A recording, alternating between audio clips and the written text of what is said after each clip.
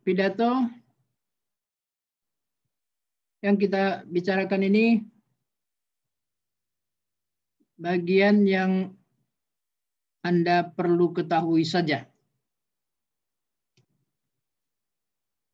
Ini mengetahui sejak dini itu jauh lebih baik.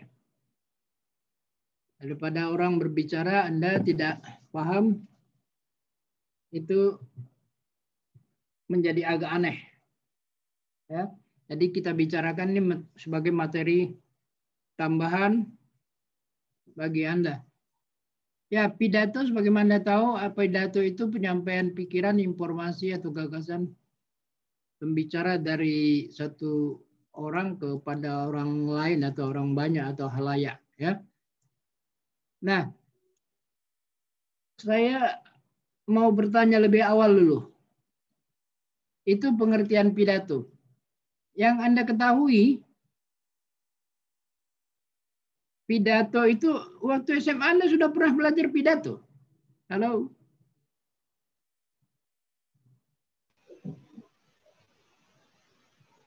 Halo? Ketika SMA, apakah Anda sudah pernah belajar materi pidato? Sudah, Pak. Sudah? Sudah. Kalau itu sudah, selalu jadi menimbulkan pertanyaan. Pertanyaan ini saya perlu ketahui dulu jawabannya. Siapa yang berpidato? Untuk siapa ini pidato?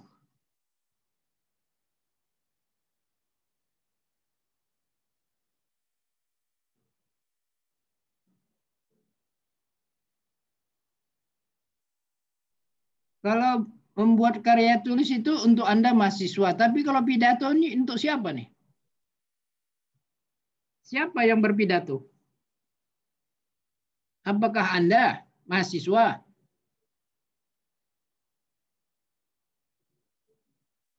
Halo?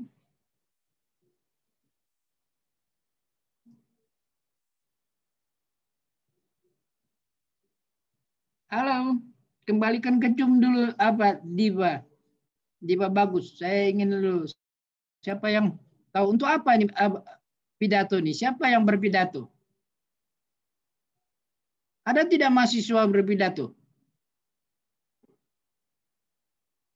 Halo? Setahu saya ada, Pak. Ada mahasiswa berpidato? Ada, Pak. Ada, Pak.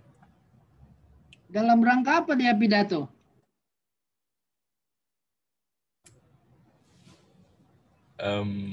Setahu saya sebelum ada pemilihan ketua angkatan gitu, Pak, dia ada pidato dulu agar dia dipilih, Pak. Sepengertian saya begitu, Pak. Iya. Yang lain juga ada yang tahu? Izin menjawab, Pak. Ya, senang. Untuk mengajak orang lain agar mau mengikuti kemauan kita, mengikuti pemahaman kita. Itu kira-kira gunanya gitu ya. Lalu saya bertanya itu, apa bedanya dengan orasi? Termasuk juga tadi bagus tadi, apa bedanya dengan orasi?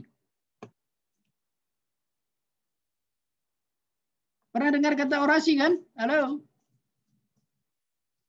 Pernah, Pak. Nah, jadi apa bedanya tuh?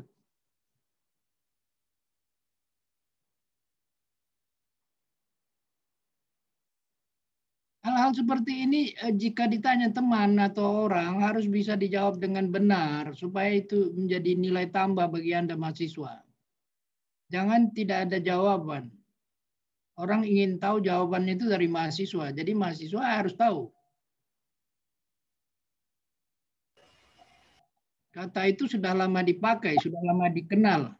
Tapi pemahaman artinya yang tidak mantap. Halo?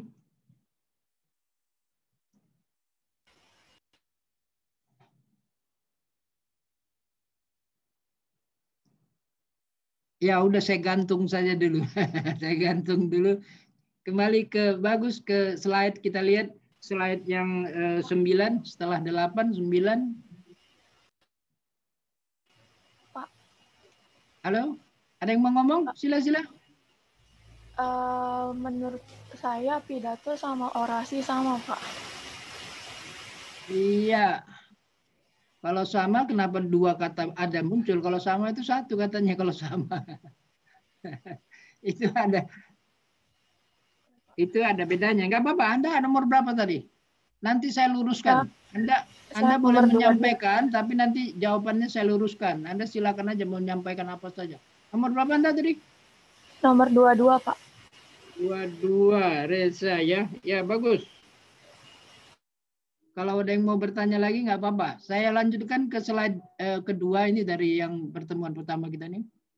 Hal-hal yang perlu diperhatikan ketika berpidato, yaitu seseorang mau berpidato itu harus punya, kalau bahasa anak mudanya harus punya nyali. Punya keyakinan yang kuat.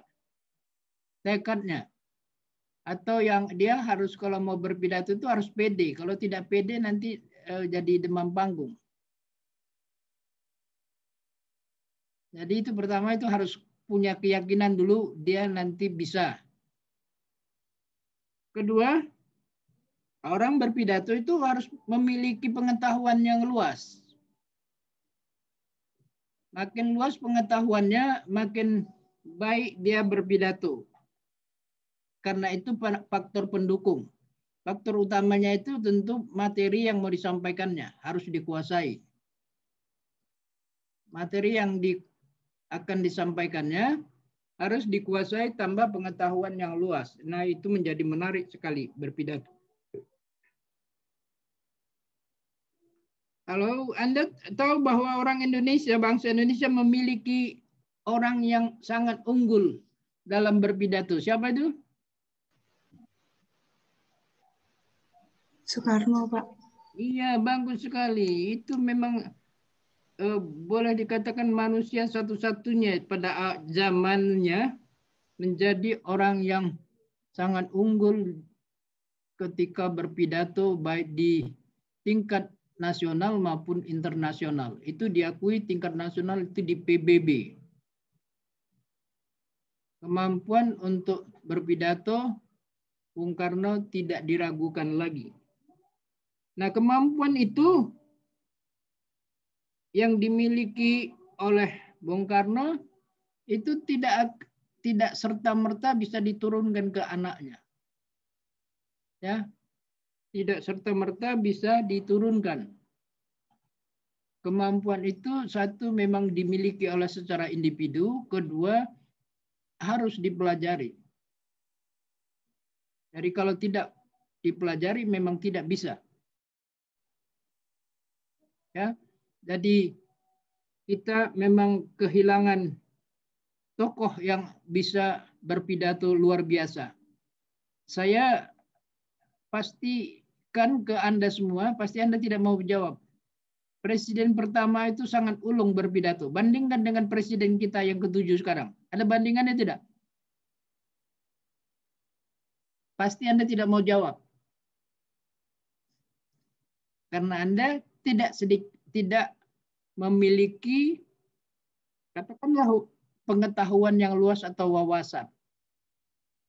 Kalau Anda punya, Anda bisa menjawab itu atau berani menjawab. Saya mau beritahu sama Anda semua. Halo, ini mendengar semua nih? Atau ada yang tidur? Terdengar, Pak. Ya, mendengar, Pak. Ya. Kalau bicara saintifik atau ilmiah atau kajian dari materi kuliah, itu kalau dibicarakan di kampus itu tidak ada yang salah ya. Tidak ada yang perlu disungkani. Tapi kalau di luaran itu mungkin tafsirannya jadi sentimen. Tapi kalau di kampus itu sangat positif dan tidak boleh ada orang melarang membicarakan apa saja. Halo. Baik, Pak. Ini kita sebenarnya berada di kampus meskipun lewat jalur Zoom. Ya. Jadi kalau membicarakan apa saja secara ilmiah atau saintifik itu di kampus boleh. Tidak boleh ada yang melarang. Kalau di kampus ya, karena kampus itu memang tempat untuk berbincang atau membahas atau berdebat tentang pengetahuan. Itu berlaku secara universal, bukan hanya di Indonesia, tapi di dunia. Kampus itu diberi keleluasaan untuk menyampaikan pendapat dan lain-lain. Kalau di luaran mungkin orang mengatakan itu sentimen. Halo? Kalau Siap, kita Pak. berbicara apa adanya, artinya berdasarkan fakta. Itu yang namanya data empirik. Kita bukan suujon atau buruk sangka, tapi membicarakan yang faktanya. Ya, itu tadi jika dibandingkan. Dan saya katakan tadi kemampuan seseorang itu dimiliki secara individual. Lalu bisa ditiru orang dengan banyak belajar. Sebagaimana Anda juga dulu kan tidak tahu, karena belajar Anda jadi tahu. Jadi belajar itu menjadi syarat. Jadi kemampuan tidak bisa diturunkan tanpa belajar, proses belajar. Yang kedua ini tadi harus memiliki pengetahuan yang luas. Pengetahuan yang luas ini yang bersinonim dengan wawasan ya, wawasan. Halo? Dengar, Pak. Kalau ditanya, saya sekadar mengulang. Apa itu ilmiah?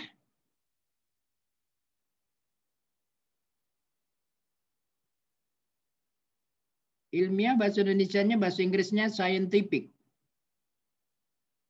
Halo, apa itu ilmiah? Bersifat Ini tidak ilmu, boleh Pak. lupa. Ini tidak boleh lupa dan tidak boleh harus mencari catatan ya. Jawaban seperti ini harus sudah spontan itu. Tidak ada buka dulu catatan. Itu ngawur namanya belajar kita nih. Halo, apa itu ilmiah? Berhubungan dengan ilmu, Pak. Bagus. Jadi segala sesuatu yang berhubungan dengan ilmu disebut ilmiah. Sekarang itu ilmiah. Lalu apa itu ilmu?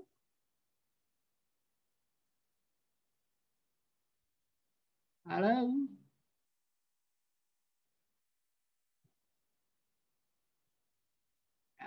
Anda punya ilmu tidak? Apa itu ilmu? Pengetahuan, Pak. Pengetahuan. Saya tanya lagi, apa itu pengetahuan? Nanti Anda ngomong lagi, ilmu pengetahuan. Apa itu ilmu pengetahuan? Halo?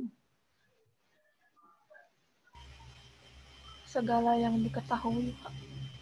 Segala yang diketahui namanya ilmu pengetahuan gitu. Pengetahuan, Pak. Pengetahuan. Pengetahuan. Anda tahu orang yang punya ilmu namanya apa? Ilmuwan, Pak. Iya, ilmuwan. Orang yang punya ilmu sudah kita pelajari, yang ciri-ciri ilmuwan sudah kita pelajari. Harusnya otomatis ilmu tahu juga. Apa itu ilmu?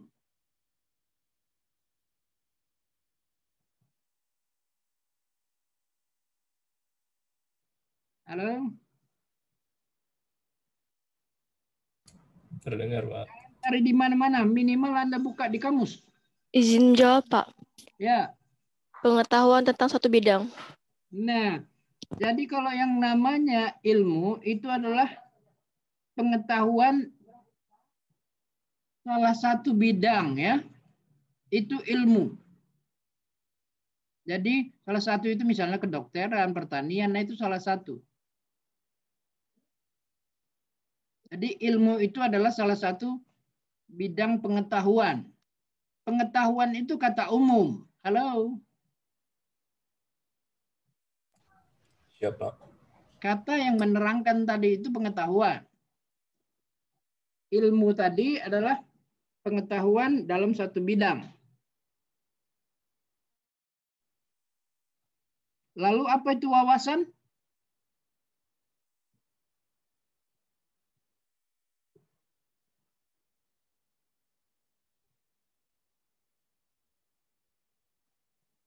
Halo? Pernah dengar kata wawasan? Pengetahuan yang luas. Sebuah pandangan bukan, Pak? Wawasan kalau Tinjauan. pandangan itu nanti wawasan Nusantara, itu pandangan tentang Nusantara. Apa itu wawasan? Wawasan dalam bahasa Inggrisnya itu Samuel insight. Cari dulu kamusnya apa itu. Oh, baik, Pak. Tinjauan bukan, Pak? Halo? Tinjauan bukan, Tinjauan, Pak? Pak. Tinjauan itu review. Pengetahuan yang luas, Pak. Pengetahuan yang luas itulah namanya knowledge yang ya saya mau mengatakan pengetahuan yang luas itu nomor 2 itu Anda baca itu pengetahuan yang luas.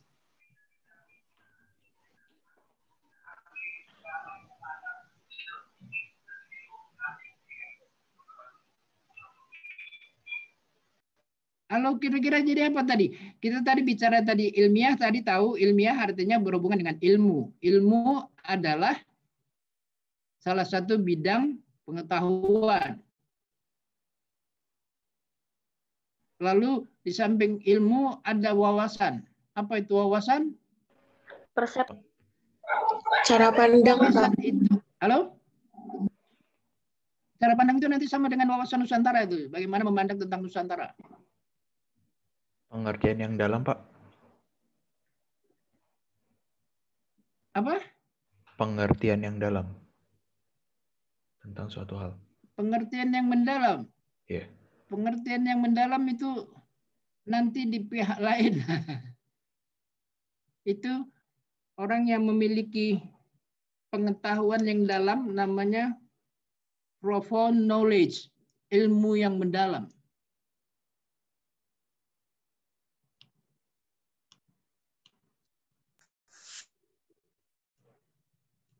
Persepsi bukan, Pak? Ya, Iya. apa? Persepsi. Persepsi itu pemahaman. Misalnya persepsi Anda terhadap pemerintahan ini. Itu pemahaman Anda terhadap pemerintahan ini bagus tidak? Nah, itu persepsi.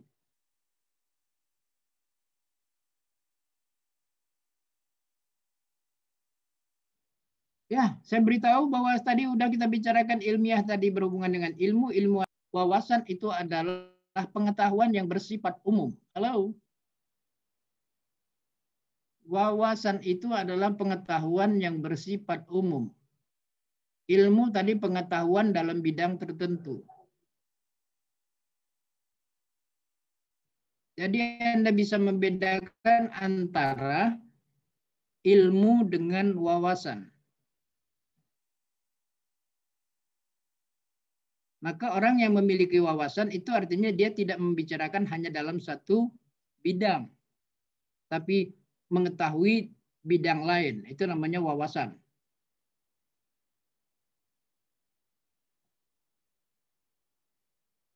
Oke, pengetahuan yang luas itulah yang cenderung di sini nomor 2 itu menjadi wawasan, ya, wawasan yang luas. Makin luas wawasannya makin baik profesi yang dimilikinya. Kesuksesan profesi seseorang itu bergantung pada wawasan yang dimilikinya. Kalau orang memiliki profesi, misalnya dosen, guru, advokat, kalau tidak atau kurang wawasannya, maka keberhasilan dia sebagai profesi itu akan pasti terganggu. Maka wawasan menjadi penting untuk mendukung semua profesi. Ya, saya katakan orang yang memiliki wawasan pasti dia memiliki sikap yang fleksibel dibandingkan orang yang tidak memiliki wawasan. Itu orangnya agak kaku karena dia tidak punya pengalaman untuk membandingkan. Ya, itu yang kedua. Jadi pidato itu, orang pidato itu harus memiliki wawasan yang luas dan menguasai materi. Menguasai materi itu otomatis. Sebelum bicara harus menguasai, kalau tidak nanti akan konyol, ya. Lalu yang ketiga itu bukan saja seorang yang berpidato, semua kita jika ingin berbicara maka harus memiliki atau mempunyai atau belajar untuk memperkaya namanya kosakata atau perbendaharaan kata. Makin banyak perbendaharaan kata seseorang, maka makin bisa menyampaikan apa gagasannya. Jadi gampang diketahui seseorang akan menyampaikan idenya atau gagasannya susah, itu menunjukkan karena kosakatanya terbatas.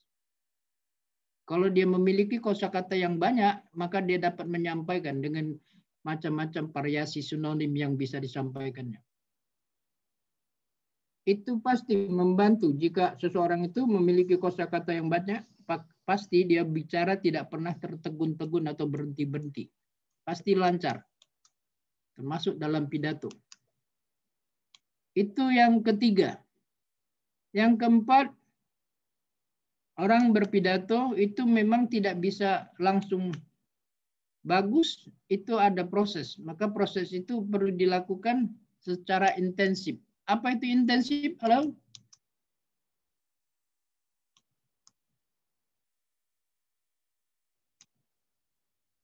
Apa itu intensif? Intensif atau insentif?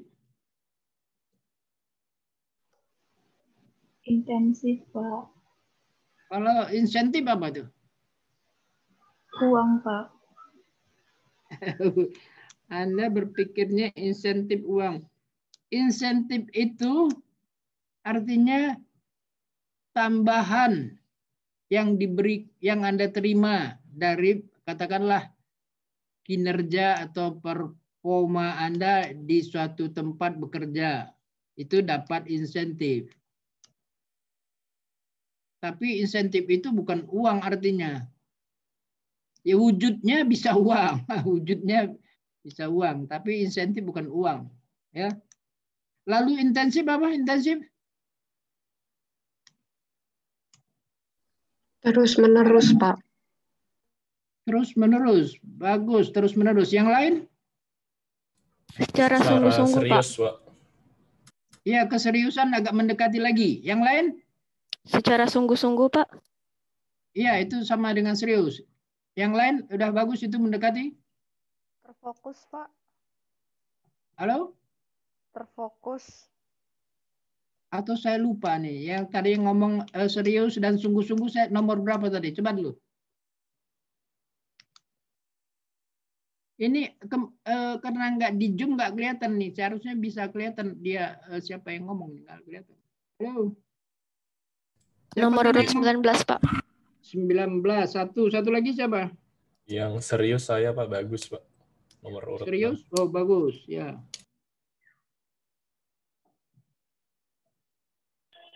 Yang terus-menerus nomor urut 12, Pak. 12, Irina. Ya. Ya.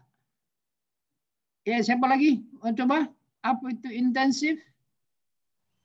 Secara sungguh-sungguh dan terus-menerus dalam mengerjakan sesuatu hingga memperoleh hasil yang optimal, Pak. Iya, bagus. Anda nomor berapa? 21, Pak. 21. Reka. Ya, intensif ini artinya memang tadi ada sungguh-sungguh, ada serius. Ini pengertiannya itu melakukan pekerjaan atau apapun namanya, itu dengan melakukan peningkatan frekuensinya. Frekuensinya itu yang berlingkungan, itu tingkat frekuensinya itu yang penting. Misalnya Anda seminggu jogging itu misalnya 3 kali, lalu Anda bisa buat jadi 6 kali. Nah itu intensif, ya, meningkatkan frekuensi. Halo. Siap, Pak. Terdengar, Pak.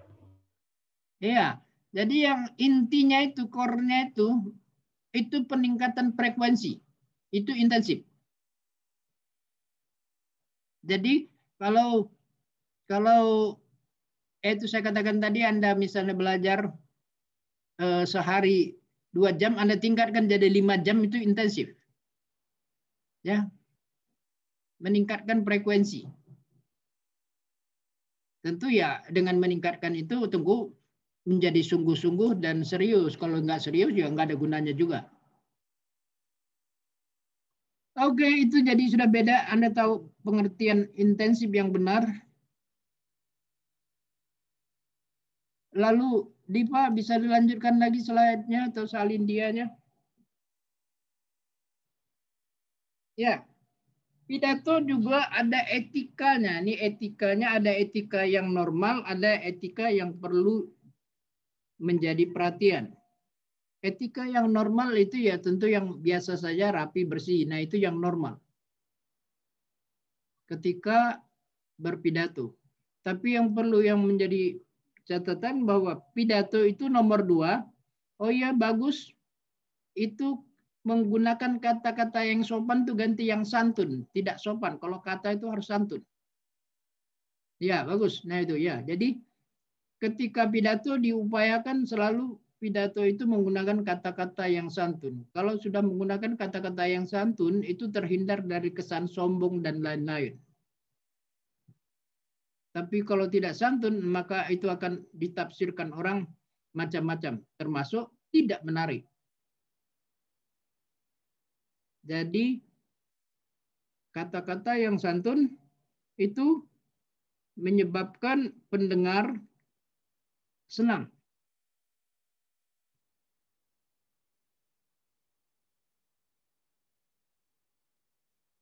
Ketika pidato, di samping sudah menyampaikan kata-kata yang santun, itu dapat juga ketika pidato dapat juga menyelipkan sedikit humor ya. Humor itu boleh disampaikan ketika sidang, ketika berpidato, kita berdiskusi dan lain-lain. Itu boleh disampaikan intermezzo namanya humor. Humor yang ringan-ringan. Artinya tidak menimbulkan tafsiran yang lain-lain. Halo, ada mau bertanya? Yang ketiga, etikanya itu biasakan menggunakan kata, memilih kata yang jangan sempat menyinggung perasaan orang. Hindari kata-kata yang menyinggung perasaan orang atau audiens atau pendengar.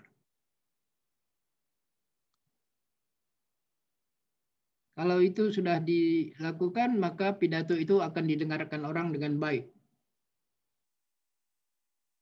Lalu saya mau kembali ke pertanyaan awal.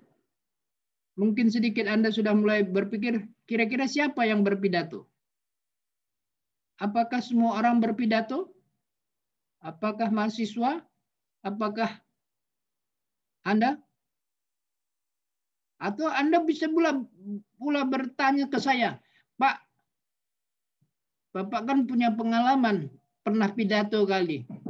Ajarin dong saya, Pak, berpidato. Nah itu kalau Anda tanya seperti itu, saya jawab, saya tidak pernah berpidato. Halo? Terdengar, Pak.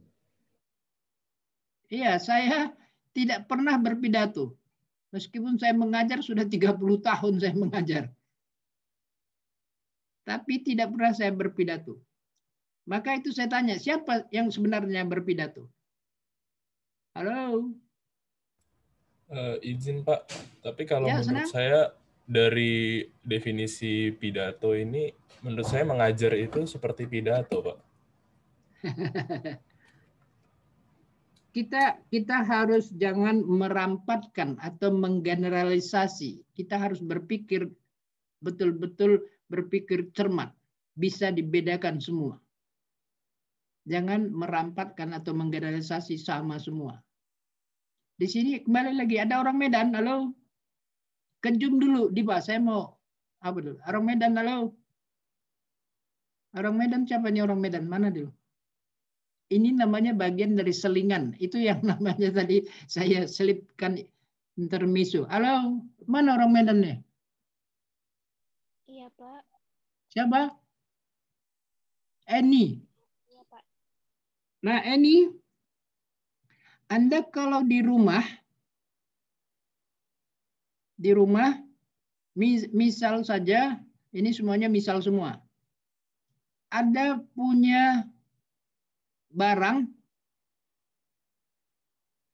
bunga, mungkin Anda katakan itu bunganya cantik, ya kan? Cantik, halo? Iya, Pak. Lalu ada juga rumahnya cantik. Lalu mobilnya cantik. Bajunya cantik. Semuanya serba cantik. Nah itu yang di Medan itu dirampatkan. Semuanya digeneralisasi, semuanya cantik.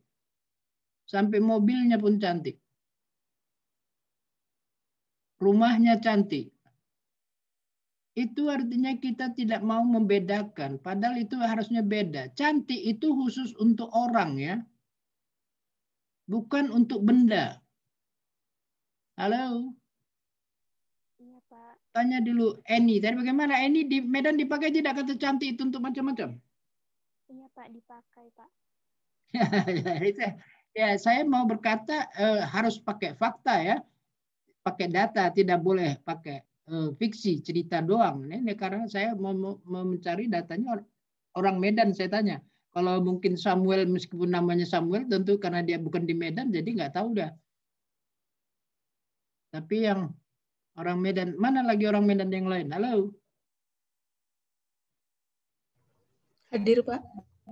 Ya, Pika, mana fotonya Pika orang Medan?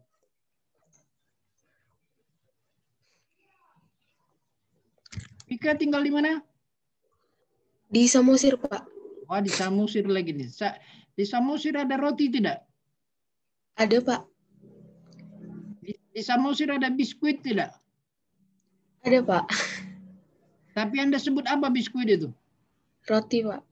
Iya, jadi tidak bisa membedakan roti dengan biskuit. Itu faktanya.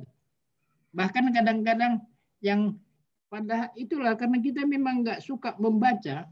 Padahal itu biskuit itu banyak mereknya. Ada yang Kongguan, ada yang Monde dan lain-lain. Tapi dibaca itu roti. Karena berada dalam kaleng namanya roti kaleng. Ya itulah kondisinya. Ini sekadar contoh saja. Bukan sekedar ya. Yang benar itu sekadar. Semua kata-kata yang Anda gunakan nanti pilihan katanya harus benar. Kalau di Medan itu boleh dipakai, Vika. Tapi kalau Anda berada di tingkat nasional Jakarta atau mahasiswa STAN, ya harus Anda bedakan. Jangan tawari teman Anda nanti makan roti di Medan. Padahal yang Anda tawarin itu biskuit. Ya, itu nanti bingung. Mana roti, mana biskuit, nggak jelas. Semuanya roti. Ya, oke. Itu sekadar menyelip saja sebagai intermezzo. Kita lanjutkan lagi, Diva, slide kita. Tapi saya mau kembali lagi tadi slide ini. Saya mau mengatakan sama Anda, jadi kita belajar ini bukan belajar menghafal ya. Kalau belajar menghafal itu 1-2 minggu selesai itu lupa. Tapi kalau Anda belajarnya berdasarkan konsep pemahaman itu sampai kapanpun Anda ingat. Jadi saya mau sampaikan sama Anda, karena belum ada yang menjawab, pidato itu dilakukan untuk pimpinan atau pejabat.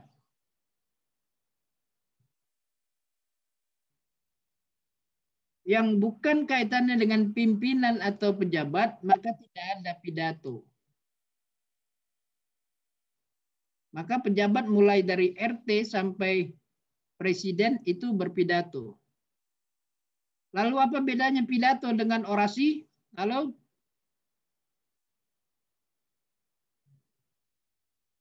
Orasi itu penyampaian gagasan, wawasan, pemikiran pada khalayak dalam pertemuan terbuka. Tapi kalau yang namanya pidato, itu menyampaikan apa yang merupakan latar belakangnya, jabatannya, tugas jabatannya. Misalnya pidato Menkyu, Menteri Keuangan, yaitu dia selalu menyampaikan sehubungan dengan jabatannya. Tapi kalau orasi tidak ada urusan dengan jabatan. Anda bisa berorasi di tempat ada pertemuan misalnya, Anda bisa menyampaikan berhubungan dengan gagasan Anda. Tapi kalau pidato, kalau seandainya Samuel berpidato atau saya berpidato, nggak akan ada yang mendengarkan. Memang lu siapa katanya? Ya betul, karena memang tidak tepat. Jadi pidato itu untuk orang pimpinan dan pejabat. Minimal pimpinan ini berkaitan dengan organisasi. Maka kalau disinggung sedikit tadi, Diva, ada benarnya. Kalau misalnya dia itu BEM, nah itu organisasi. Kepalanya, ketuanya bisa berpidato. Karena itu kaitan dengan pimpinan organisasi. Ya, tapi kalau mahasiswa lepas tidak ada latar belakangnya, tidak akan ada itu namanya pidato. Halo, dapat dipahami ini? Ya, Pak. Bisa, Pak. Iya. Lalu Anda mungkin mau bertanya, Pak, lalu untuk apa kita belajar ini kalau saya atau kami tidak berpidato? Ini namanya sebagai wawasan, pengetahuan yang harus Anda ketahui. Jadi kalau orang ngomong nanti nyambung, Anda ngerti. Bahkan Anda perlu memberikan penjelasan. Nah, itu yang penting. Bukan setiap kita belajar, kita mau jadi itu. Misalnya saya belajar memperbaiki motor. Bukan saya menjadi teknisi, montir, bukan. Tapi sekadar tahu perlu. Ya, jadi ini berpidato wawasan yang perlu Anda ketahui. Mahasiswa itu harus memiliki banyak wawasan. Itu namanya mahasiswa. Karena mahasiswa ada kecenderungan orang untuk ditanya, maka Anda harus mempersiapkan diri sebelum orang bertanya ke Anda. Halo? Baik, Pak. Terdengar, Pak. Ya, jadi sengaja saya pancing-pancing dan jika ada Anda mau bertanya, itu yang saya selalu melatih Anda supaya biasa banyak bertanya. Supaya banyak Anda tahu. Dengan Pak, Anda izin kurang banyak bertanya, Pak. Oh ya, senang, sila. Kembali ke Zoom dulu, Bapak, biar saya lihat orangnya. Kemudian bedanya dengan ceramah itu apa, Pak? Bagus. Nah, itu nanti bagian yang minggu depan kita bicarakan. Materinya itu di kelompok diskusi. Ceramah dan lain-lain itu nanti di bagian diskusi. Itu Anda bisa intip juga karena slide-nya sudah dibagi. Nanti Anda lihat di dalamnya, ada di dalamnya. Masuk ceramah tadi itu ya. Nanti kita bicarakan minggu depan. Bagus. Yang lain?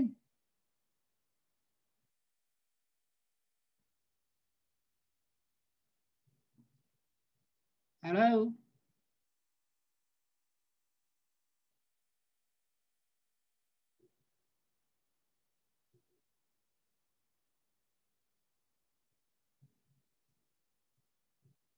Saya selalu mengingatkan mahasiswa, Anda misalnya ini jurusannya akuntansi, ilmu katakanlah ilmu ekonomi.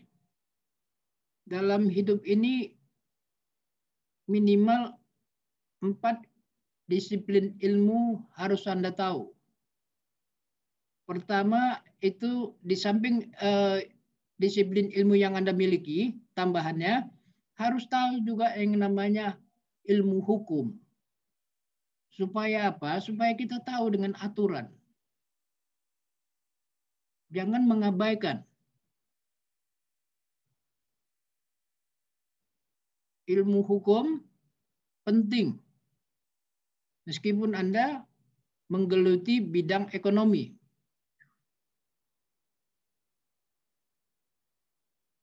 Kedua, harus Anda ketahui juga ilmu teknik, meskipun Anda tidak mekanik.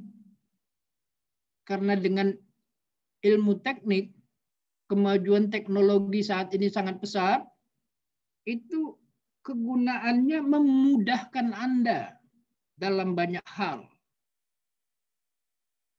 Bayangkan aja Anda misalnya Samuel mau ke kampus, nggak tahu menggunakan motor atau mobil, kan agak tersiksa itu. Itu artinya tidak menguasai ilmu teknik. Atau mau ke kampus, mau menghubungi Dipa, nggak tahu menggunakan smartphone misalnya. Nah, kacau lagi. Jadi ilmu teknik ini penting. Harus diikuti, harus di-upgrade. Knowledge-nya harus di-upgrade. Jangan cuek ya, saya ingatkan penting ini nggak ada tertulis. Sama saya ilmu itu tidak yang sekadar yang tertulis, tapi yang tidak tertulis, namanya yang tersirat. Jika Anda mau memiliki pengetahuan yang mendalam, itu pelajari jangan saja yang tersurat, tapi yang tidak tersurat. Pasti Anda memiliki pengetahuan yang dalam. Dan orang lain akan menerima pengetahuan Anda karena Anda paham. Orang yang membaca atau memahami ilmu yang tersurat itu namanya ilmu menghafal.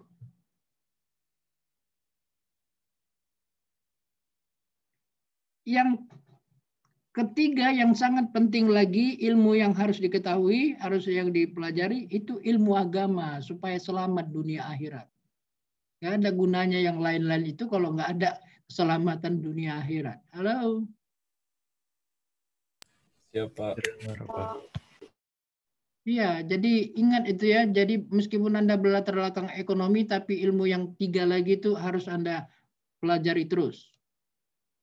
Jangan abaikan, supaya Anda punya wawasan, lihat orang bahwa Anda memang memiliki wawasan.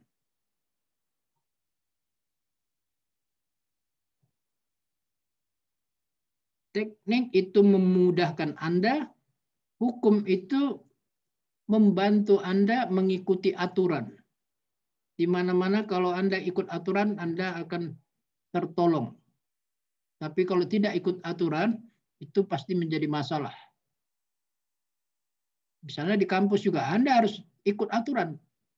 Kalau nggak ikut aturan, ya Anda akan ter-DO kan. Jadi aturan menjadi penting. Bukan sekadar menghitung-hitung ekonomi, uang. Ya, itu sebagian saja. Ya, sudah itu sebagai tambahan yang harus Anda ketahui dan Anda ubah cara berpikir Anda. Karena kita tinggal pertemuan satu kali lagi. Pertemuan yang sangat luar biasa terbatas. Padahal yang mau disampaikan terlalu banyak dan itu tidak ada lagi pertemuan. Sama halnya dengan KTTA. Tidak ada lagi pertemuan konsultasi berhubungan dengan KTTA karena mata kuliahnya sudah selesai dalam satu semester.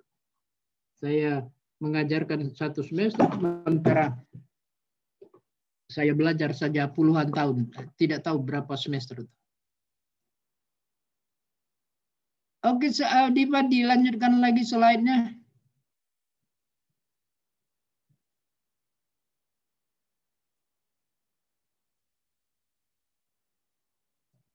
Kalau ada yang penasaran silakan bertanya ya. Selanjutkan slide berapa lagi tadi? 11 ya, 11. Pak, saya izin bertanya. Sila. Nomor urut 8. Fasa, ya, sila. Fadila. Tadi itu pidato kan menggunakan bahasa Indonesia yang baik dan benar. Kalau misal tadi Ketua BEM melakukan pidato ke anggotanya itu kan masih dalam seumuran gitu ya Pak. Nah itu bahasa yang digunakan tetap menggunakan bahasa formal atau menyesuaikan dengan audiens pidatonya? Iya, kalau prinsip menyesuaikan itu bagus sekali, betul sekali. Ya, itu kemanapun kita harus menyesuaikan, itu bagus sekali. Tapi kalau bahasa itu ada warna. Anda ya memang harus sabar sedikit ya. Bahasa kalangan pengguna bahasa, karena itu bidang saya bahasa, orang-orang yang mengikuti, yang patuh dengan aturan, itu pada kalangan guru atau dosen. Itu patuh sekali dengan aturan. Termasuk dalam bahasa. Bahasa guru dan dosen itu lebih teratur dibandingkan kalangan profesi lain. Kalau profesi mahasiswa itu bahasanya demokratis, itu boleh campur-campur. Bahasa Indonesia campur bahasa Inggris itu tidak masalah di kampus. Halo? Iya Pak, terima kasih Pak. Yang penting dia menggunakan kata itu kata yang benar, tidak kata yang ngaco. Apalah dia mungkin dia sedikit mengatakan bahasa Indonesia terima kasih, lalu thank you, lalu misalnya spasibo pakai bahasa Rusia. Nah itu nggak ada masalah kalau di kampus. Halo. Ya, kalau di kampus itu ada kebebasan. Iya. Bagus. Sila yang lain. Sudah saya catat Anda nomor 8. Yang lain ada mau bertanya?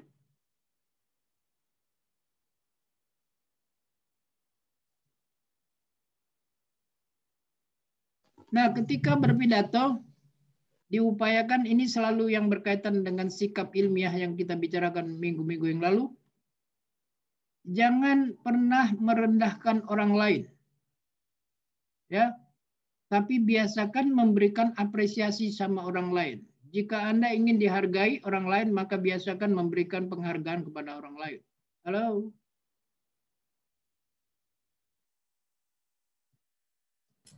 Siapa? Ya, jadi jangan pernah Anda melakukan perkataan yang merendahkan orang lain. Meskipun saat itu Anda direndahkan, nggak apa-apa. Nanti kalau ada tempat ajang perdebatan baru sekalian gitu dilawan gitu. Kalau tidak nggak usah, nggak ada gunanya. Jadi ibaratnya itu Samuel kalau mau bertinju jangan dilepas nih, naik di ring gitu. Kita coba gitu. Nah itu baru pas gitu. Jangan di pasaran, itu ngawur. Siapa? Ya, jadi kita tahu harus kapan melawan gitu. Jadi kalau mau melawan berpikir berdebat nanti di tempat perdebatan. Di kampus. Baru berdebat, jangan di luaran, nanti sama-sama nggak ada manfaatnya. Tapi di kampus orang lain bisa menilai. Karena kampus itu memang tempatnya. Ya, itu nomor 4. Nomor 5 juga hindari untuk jangan membincangkan menyinggung martabat agama. Ya, kalau di forum terbuka, hindarilah yang berhubungan dengan hal-hal yang menyinggung martabat suatu agama. Mau membicarakan agama pada komunitasnya, silakan. Dari A sampai Z. Ya, jadi tidak ada yang tersinggung.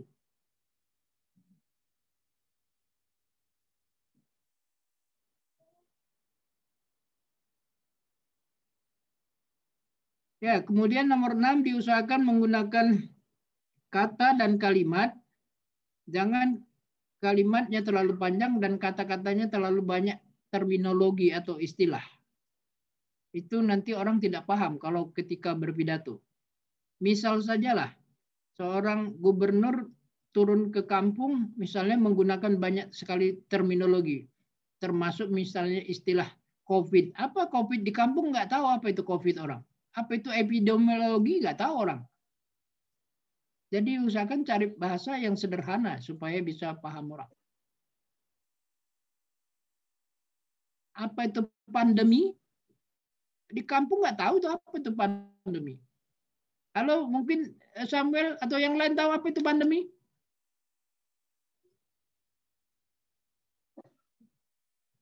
Wabah yang udah satu planet udah kena wabahnya, Pak.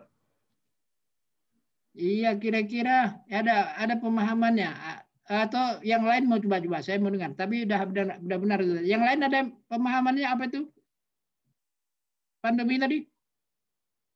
Halo, hanya memberikan kesempatan yang lain untuk ngomong. Halo, ya? Nggak kedengaran suaranya? Nggak jelas nggak, Diva? Suaranya? Kurang.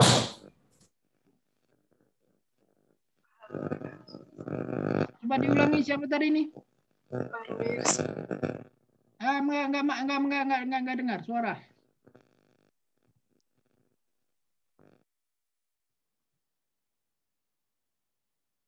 Halo. Mungkin Ya, bisa Pak. via chat. Yep. Oke. Udah. Udah Coba, bagus. coba. Udah. Jadi pandemi itu suatu penyakit yang sudah mengglobal, Pak. Apa arti mengglobal? Mendunia. Pandemi itu konsepnya itu penyebaran ya. Konsepnya itu penyebaran. Yang menyebar telah luas. Itu pandemi.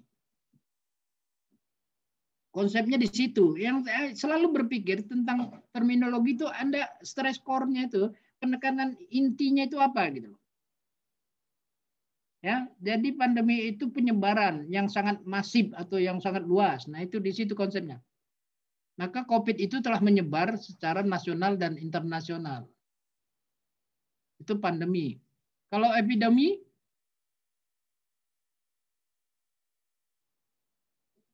ada tadi ini yang bertanya perempuan tadi siapa namanya? Halo?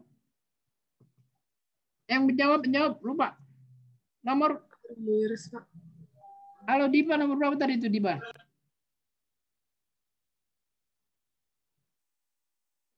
Berapa Diva? Rumiris nomor 24, Pak. 24. Oh, Rumiris. Ya, Pak. Ya. Sekarang apa tadi yang saya tanyakan tadi? Semua harus mengikuti perkembangan ya. Perkembangan bahasa itu begitu pesat. Anda aja menjawabnya susah-susah, apalagi di kampung. Apa yang mereka tahu? Apa yang bisa mereka pahami? Itu artinya bahasa juga harus tahu di mana digunakan. Kalau di kalangan akademisi, istilah apapun Anda bisa ditangkap orang, Anda sampaikan. Tapi kalau di daerah, itu belum semua orang paham apa itu. Apa epidemi tadi? Halo? Izin menjawab. Ya, siapa? Muhammad Nur, Pak. Nomor urut 14, Pak. 14, Epidemi ya sila-sila. wabah atau penyakit yang penyebarannya baru di suatu populasi tertentu mungkin, Pak.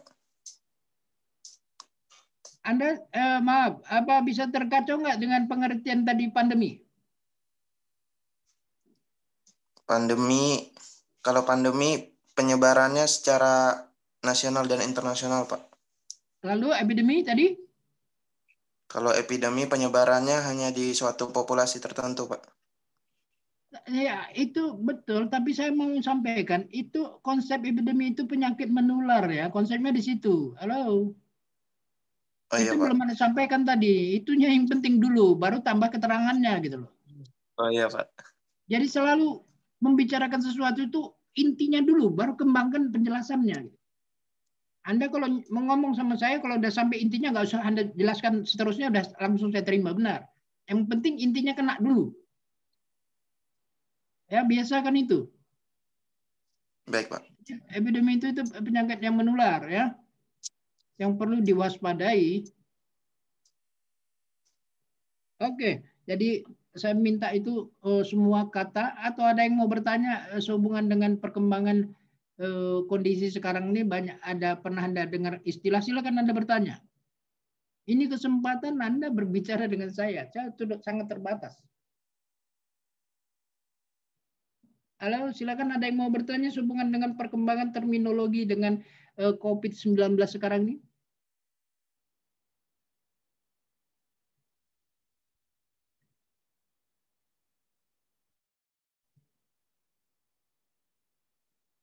Halo, ada?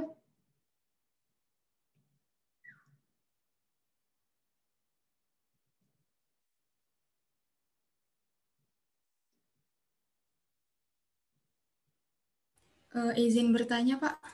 Senang, silakan Nomor 13, nomor urut 13, Pak. Untuk penulisan COVID-19 itu sebenarnya penulisan bakunya COVID huruf besar semua atau COVID hanya huruf besar di C-nya itu, Pak? Bagus. Ini nama ya. Nama jadi istilah. Tidak ada sebenarnya itu harus diatur oleh kita Karena itu istilah. Jadi itu sebenarnya harusnya bisa huruf kecil semua atau huruf besar semua. Halo? Iya, Pak. Dua-dua dia bisa benar. Bisa huruf kapital semua, bisa huruf kecil semua. Kalau dia sebagai huruf kecil semua, itu namanya istilah. Kalau dia di huruf besarkan semua, itu sudah jadi nama internasional.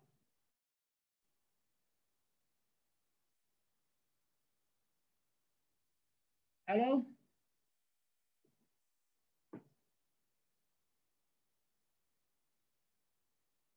COVID. Halo?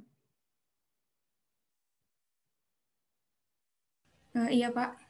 Anda membaca, Anda temukan seperti apa contohnya penulisannya? Kebanyakan yang huruf besar semua, Pak. Iya, maka saya katakan tadi dua-dua dapat diterima ya. Bisa huruf kecil semua kalau dalam teks. Kalau sebagai judul-judul dia jadi huruf besar semua.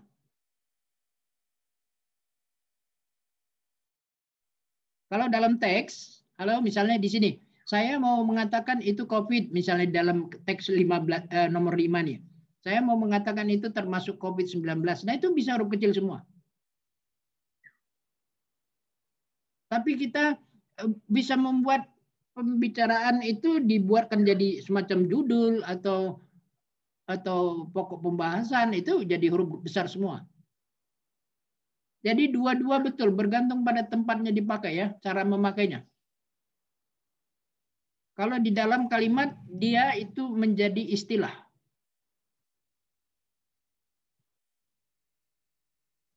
Istilah, semua istilah itu huruf kecil. Contoh istilah itu seperti epidemi, itu ditulis huruf kecil saja, tidak huruf kapital. Seperti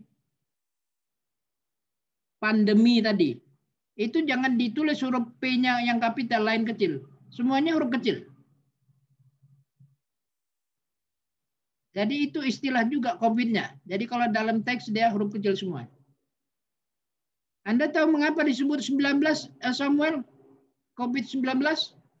Karena pertama kali muncul 31 Desember 2019, bukan, Pak?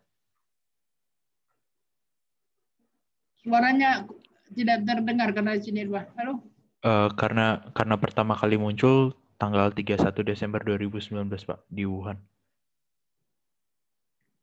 Iya, itu sekadar menandai saja tahun, padahal kalau menyebarnya itu di tahun 2020 sebetulnya.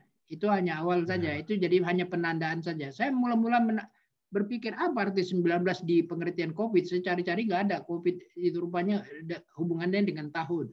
Ya, itu silakan saja karena di sana yang memulai. Jadi pengertian itu diciptakan oleh orang yang memulai menemukan penyakit itu. Ya, ya kita lanjutkan lagi, Diva. Kalau tidak ada, kalau ada yang bertanya silakan. Saya senang sekali Anda bertanya. Prinsipnya saya menjawab. Ya. Saya izin bertanya, Pak. Senang? Nama saya Noval, nomor urut 16. Saya boleh tanya balik ke topik 16, tentang ya. pidato nggak, Pak? Ya, silakan. Ya. Saya ingin tanya tentang teknik pidato, Pak. Kan ada tuh beberapa orang yang teknik pidatonya dia langsung spontan pada saat itu juga. Ada yang membawa catatan kecil begitu, Pak. Nah, sebenarnya apa saja sih teknik pidato itu, Pak? Ya, saya mau sedikit bertanya penjelasan. Mengapa Anda bertanya itu? Anda melihat siapa teknik pidato yang Anda lihat rupanya? Atau Anda pernah berpidato? Pidato pernah sih, Pak, dulu pas SMP. Cuma saya kan sering belajar pidato, kan selalu bahasa Indonesia, selalu belajar pidato. Nah, selalu diajarin teknik pidato begitu, Pak. Kalau misalnya Soekarno kan kayak pidatonya langsung spontan di saat itu juga misalnya. Begitu. Ya. Nah, kadang-kadang kita memberikan informasi yang setengah-setengah pada tingkat SMP, SMA itu menyebabkan kita nggak punya pemahaman yang baik. Itu jeleknya juga. Lebih bagus diberikan pada yang sudah mulai mahasiswa, jadi betul-betul dia kuasai. Dan dia nanti menyampaikannya benar. Itu jeleknya kalau diinformasikan lebih awal, tapi nggak sampai setengah pemahamannya. Maka jadi kabur. Ya, nggak apa-apa. Anda bertanya tentang bagaimana teknik pidato, itu nanti kita pelajari, ada di bawah ada teks ini, apa bahan PPT ini. Nah, yang perlu diketahui itu yang kalau mau pidato ini yang kita lihat ini di slide 10 ya, apa 12 ini. Slide 12 ini, Anda kalau pidato itu Anda memposisikan dulu Anda sebagai pimpinan atau pejabat ya. Kalau tidak itu salah konsep pidato. Mungkin Anda berorasi dan lain-lain. Jadi kalau benar di SMP, SMA, pidato itu harusnya misalnya ini yang bertanya nih si Nur nih, Muhammad Nur. Misalnya harus dia berpidato, posisinya dia misalnya mewakili gubernur atau bupati. Nah, baru berpidato. Jangan sebagai siswa, itu ngawur. Itu nggak paham kalau dibicarakan pidato tapi Anda statusnya sebagai siswa. Harusnya bahasa si Samuel tuh ecek-eceknya harusnya dia jadi bupati bicara. Nah itu betul, ecek-eceknya jadi gubernur. Terakhir mungkin ada juga kan ada orang yang punya suara hampir sama dengan Jokowi. Nah itu kalau pidato cocok itu. Ada yang mirip suaranya dengan Jokowi. Nah itu cocok kalau dia berpura-pura sebagai presiden. Begitu aja kok, misalnya dia gitu. Saya nggak bisa menyesuaikannya, menirukannya. Halo, jadi kalau teknik-tekniknya yang penting ini persiapan ini. Pertama kalau mau pidato itu ya memang harus menentukan dulu apa topik. Apa itu topik, Samuel? Bagaimana Pak? Ya kita mau pidato, sebelum pidato kita harus menentukan dulu topiknya. Apa itu topik? Pokok pembicaraan, Pak. Iya, pokok pembicaraannya itu yang perlu kita fokuskan dulu. Mau bicarakan apa? Lalu tujuannya, manfaatnya apa? Nah itu harus kita fokuskan supaya orang lain nanti akan menangkapnya dengan baik. Dan bicaralah sesuai dengan topiknya. Jangan bicara di luar topik. Yang selanjutnya, kita sebelum pidato itu harus bisa memahami, membaca siapa nanti pendengarnya, situasinya bagaimana. Lalu kita menyesuaikan, menyampaikannya. Jadi kita harus mempelajari dulu siapa pendengarnya, audiensnya. Lalu memilih topik kita pilih topiknya sesempit mungkin, sekecil mungkin, tapi mendalam. Spesifik mungkin, tapi mendalam. Itu memilih topik. Lalu sebelumnya juga kita harus mengumpulkan bahan. Supaya pembicaraan kita itu berkualitas. Jadi sebelum pidato ini sama juga Anda sebelum membuat KTTA. Harus mempersiapkan dulu topiknya apa, istilah judul tentatifnya apa. Lalu misalnya harus Anda menanti mencari situasinya, lapangannya, datanya apa, riset perpustakaan atau riset lapangan. Lalu Anda harus membatasi topiknya itu sekecil mungkin, pembatasan topik. Lalu Anda kumpulkan bahannya. Lalu itu Anda buat kerangkanya. Kerangka berpikir ini penting ya. Dalam bahasa lisan itu dibuat kerangkanya supaya nanti pembicaraannya runut. Dalam bahasa tulis juga demikian, ada yang sistematikanya. Itu membantu untuk kerangka berpikir. Sistematikanya. Dalam bahasa lisan orang berpidato, kalau pemula, yaitu dia menggunakan teks. Tapi kalau dia sudah mahir, dia tanpa teks lagi. Tadi maka ditanya oleh Nur tadi, bagaimana tekniknya. Kalau pemula memang harus menggunakan teks. Tapi kalau dia sudah mahir, tidak perlu pakai teks lagi. Dia sudah tahu apa yang mau disampaikan. karena dia menguasai. Maka kalau bukan bidangnya, biasakan jangan mau menerima tugas, karena nanti akan kelihatan tidak baik. Ya, jadi apa saja. Maka kalau Bapak, orang mau bicara, tadi yang nanya bukan Nur, Pak. Naufal, Pak. 16 atau 14? Tadi kayaknya bilang 14. 16, Pak. 14 juga udah 16. menjawab, Pak. Iya. Sebelumnya. Oke. 16. Ya, bagus. Jadi bagaimana tekniknya tadi berhubungan dengan pidato? Ini yang perlu dipelajari ini, ya persiapannya ini. Lalu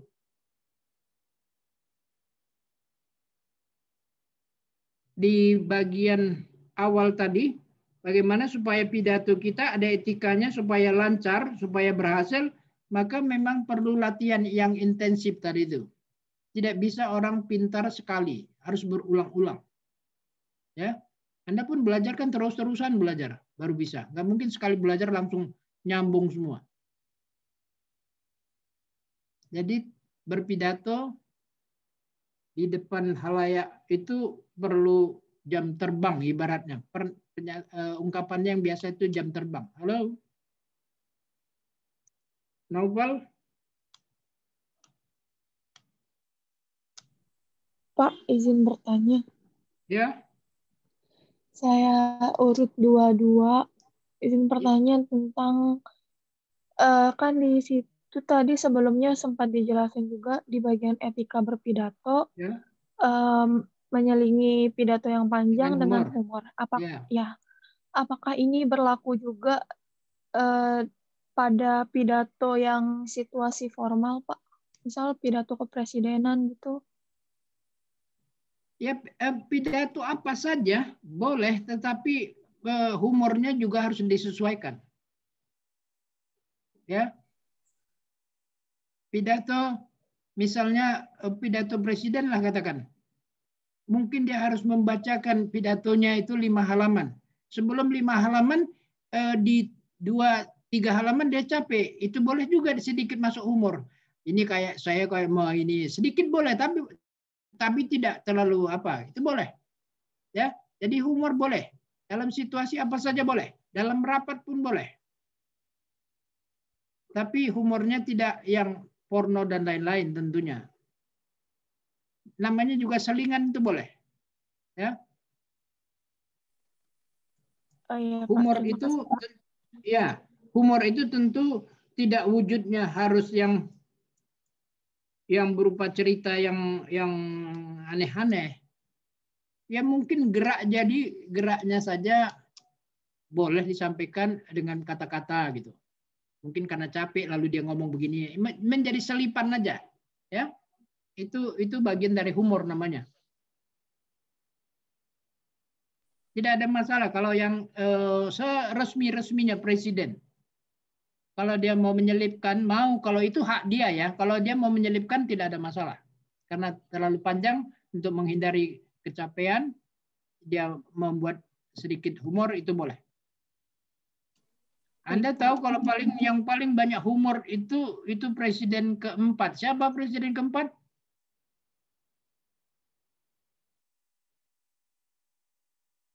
Halo? Bapak Abdurrahman Wahid, Pak. Iya, itu seorang yang humoris itu. Itu tidak ada waktu tempat yang tidak humor sama dia. Itu luar biasa. Nah, dan nggak ada yang melarang kalau orang humor. Jangan tanya, kemampuan dia luar biasa itu. Dia termasuk orang manusia di atas rata-rata tentang kemampuan berpikir.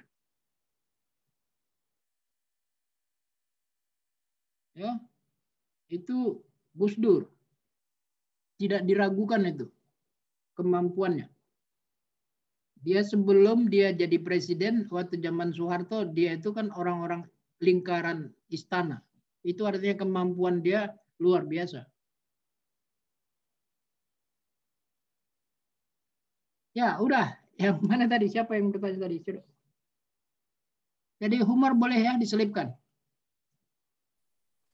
Iya, Pak. Ya, bagus. Baru ini yang ada ketika pidato.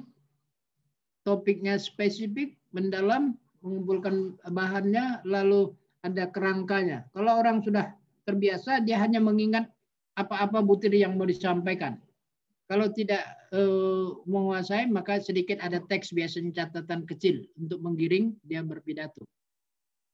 Lalu usahakan pidato itu memang harus tuntas, itu namanya mendetail, itu rinci. Itu akan didengar orang dengan baik. Misalnya Menteri Keuangan mau pidato tentang kondisi keuangan saat ini. Kalau dia menyampaikan yang topik utama-utamanya saja, orang penasaran. Benar tidak kondisi sekarang ekonomi kita tentang namanya anggaran APBN kita sekarang ini terganggu atau tidak. Nah, orang ingin tahu secara mendalam, itu namanya detail. Tidak boleh dikatakan ekonomi kita, APBN kita aman. Nah, itu orang nggak percaya. Karena bukan Indonesia saja terganggu, dunia juga terganggu.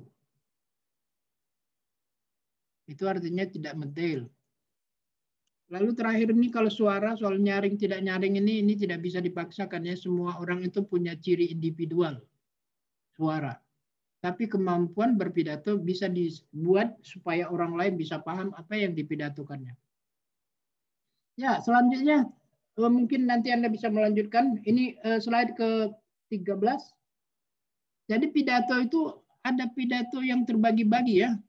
Pidato itu ada bagiannya tentunya. Ini selalu harus dikuasai atau dipahami. Ini sama dengan surat. Ada pendahuluan, isi, penutup. Ini pun pidato seperti itu juga. Ada pengantar, isi, penutup. Selalu seperti itu. Jadi itu bagian yang menyatu ya. Jangan ada sampai pidato sampai pengantar isi, lalu tidak ada penutupnya. Atau hanya sampai isinya saja. Nah itu ngaco juga ya. Jadi harus tiga-tiga ini harus ada. Lalu pidato itu tentu juga ada tujuannya. Nanti ke bawah kita lihat. Ini uraian-uraiannya kalau berpidato itu dimulai dengan apa? Ya, pengantarnya apa? Ucapan salam, terima kasih dan seterusnya. Itu bisa dibuka slide selanjutnya apa? 14.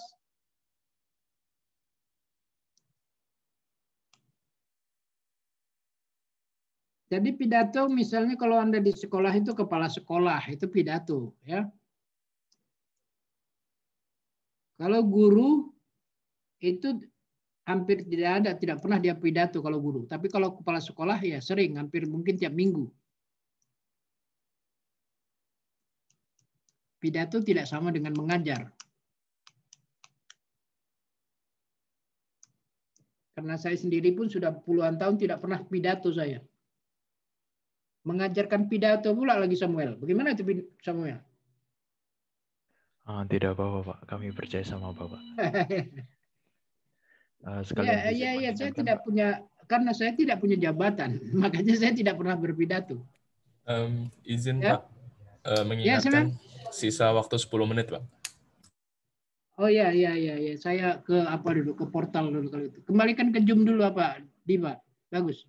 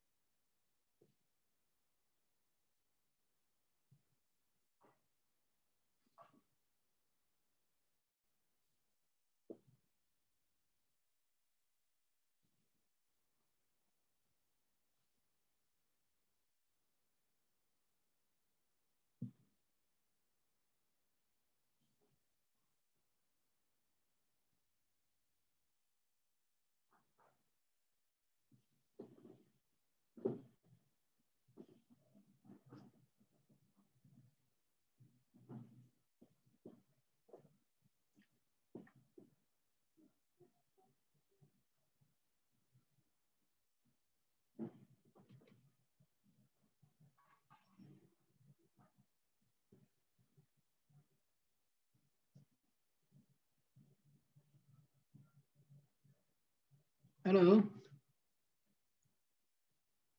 Siapa? Ya, bagus. Ya, bagus. Lanjutkan lagi apanya, slide-nya.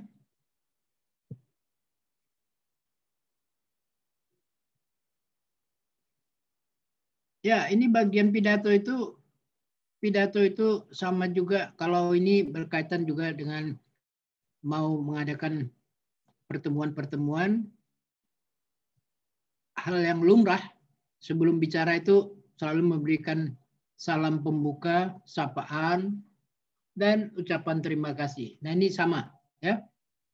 Anda mau berbicara sama orang lain biasakan pengantarnya ada. Anda kemanapun berbicara sama siapapun, kalau mau berbicara itu selalu ada pengantarnya. Biasakan ya pengantarnya. Saya sudah senang misalnya Anda mau mengingatkan saya misalnya kuliah Anda dengan menyapa dulu. Itu bagus. Baru Bapak masuk kelas ini tanggal sekian jam sekian. Nah, itu bagus. Jadi dibiasakan seperti ini ya. Ada pengantar gitu. Jangan langsung ke isi. Pak, Bapak bisa masuk. Nah, itu ngaco kalau langsung seperti itu. Jadi tetap ada pengantarnya. Dengan pengantarnya itu menunjukkan bahwa Anda punya etika. Etika ini penting. Ya, itu pengantarnya. Lanjutkan slide-nya.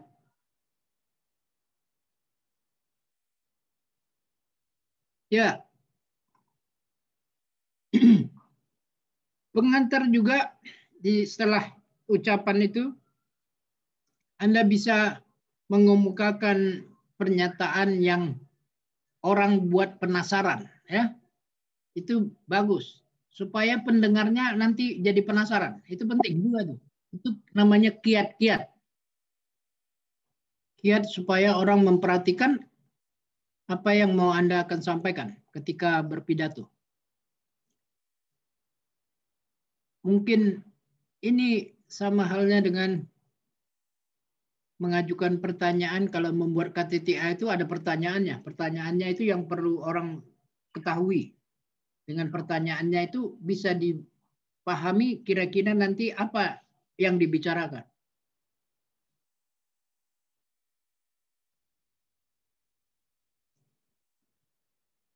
Di pengantar itu juga boleh mengungkapkan pendapat orang lain. Itu namanya kutipan. Itu boleh juga. Bahkan sampai membuat anekdot itu juga boleh. Ya. Bagaimana supaya menarik. Itu hal-hal namanya kiatnya berpidato. Ya, selanjutnya isinya. Isinya ini tentu bahan yang Anda akan sampaikan berhubungan dengan topik. Ya, slide-nya lanjut 16. Divanya lagi izin ke toilet sebentar. Oh, sudah. Ya, 16 sudah. Ini ya intinya apa yang menjadi topik ya. Diusahakan kalau bicara itu jangan keluar dari topik. Supaya orang bisa menangkap dengan fokus. Ya, 17 bagian penutupnya. Nah, jadi setiap kali bicara harus apa yang disampaikan lalu ada sedikit ringkasan jadi penutup supaya diingat orang kira-kira membicarakan apa tadi. Jadi selalu sama dengan buat KTTA, udah dibahas lalu ada bagian simpulannya. Bicara juga demikian, ada bagian simpulan. Jangan bicara tanpa ada simpulan. Nah, itu jadi orang bertanya-tanya. Ya, kalau bisa supaya orang mengingat harus dikasih simpulannya yang merupakan ringkasan pembahasan yang sudah dilakukan, yang dibicarakan.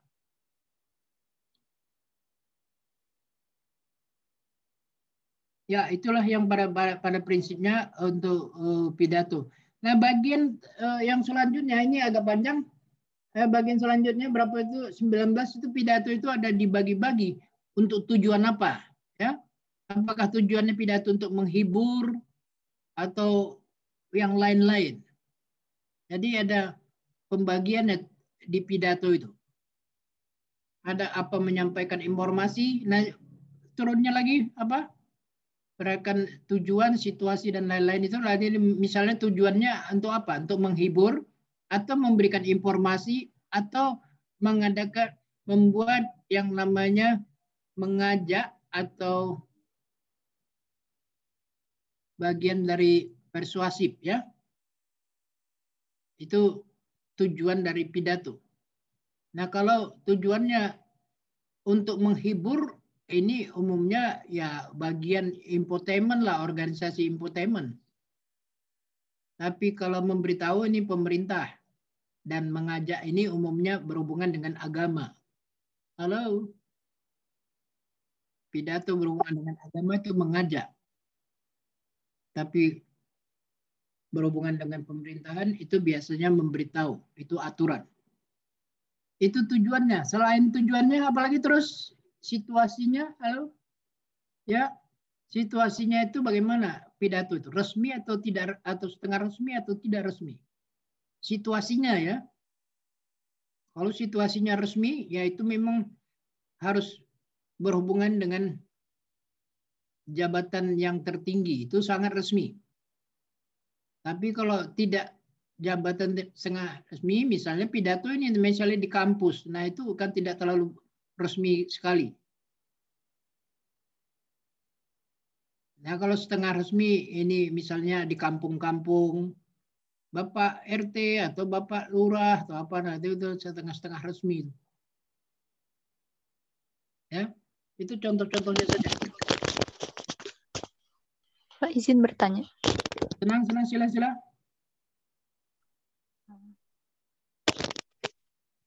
Nomor, silakan. Nomor 3. Nomor berapa? Nomor 3, suaranya Anggita. Krecek-krecek tuh di bawah, gimana tuh? Nomor 3, Pak. Nomor 3, Anggita. Ya, saya senang sekali nih. Coba suara Anda udah lama. Kasih apa dulu zoom-nya apa di Pak? Bagus. Ini udah lama nggak pernah dengar nih. Halo, mana? Anggita mana Anggita? Ya, bawah. Ya. Sila. Anggita dari mana nih? Dari Bandung, Pak. Bandung? Ya. Ya, bagus. Bandung lagi banjir nggak? Enggak. Nggak kena banjir ya? Bertanya, Pak. Sila.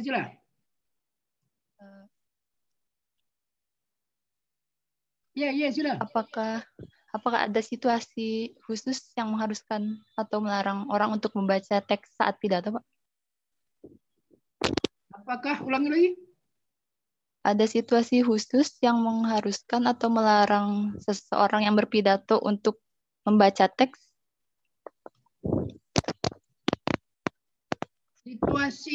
Kalau situasinya ini masalah formal tidak formal ya. Kalau teks itu masalah menguasai tidak menguasai. Kalau dia menguasai tidak perlu lagi teks. Kalau dia tidak menguasai perlu teks supaya tidak nanti bingung atau hilang berhenti ngomongnya. Jadi dibedakan kalau situasi itu berkaitan dengan formal atau tidak formal. Resmi atau tidak resmi. Kalau teks tadi tentang orang menguasai. Kalau yang sudah pengalaman pasti tidak membawa teks. Tapi kalau dia baru membicarakan topik itu, dia perlu teks supaya yang mau dibicarakannya nanti atau mau disampaikannya tidak berhenti atau putus atau hilang. Atau tidak sampai. Nah itu perlu. Jadi gampang diketahui kalau teks itu menunjukkan bahwa memang si pembicara satu, dia orangnya sangat hati-hati, takut salah atau takut selip, maka dia perlu teks. Kedua, memang dia tidak menguasai. Ya, itu jawabannya. Anggita, silakan yang lain. Terima kasih, Pak. Ya, ada yang lain? Satu lagi, terakhir, ada? Kalau tidak ada, minggu depan Anda persiapkan pertanyaan itu pertemuan terakhir ya. Jangan Anda tidak pernah bertanya. Karena di sini tercatat siapa yang bertanya dan tidak bertanya. Manfaatkan waktu yang tinggal sekali lagi pertemuan. The last meeting kita ya. Oke, pertemuan ini kita akhiri. Terima kasih atas perhatian Anda semua. Belajar terus, tidak ada hari tanpa belajar.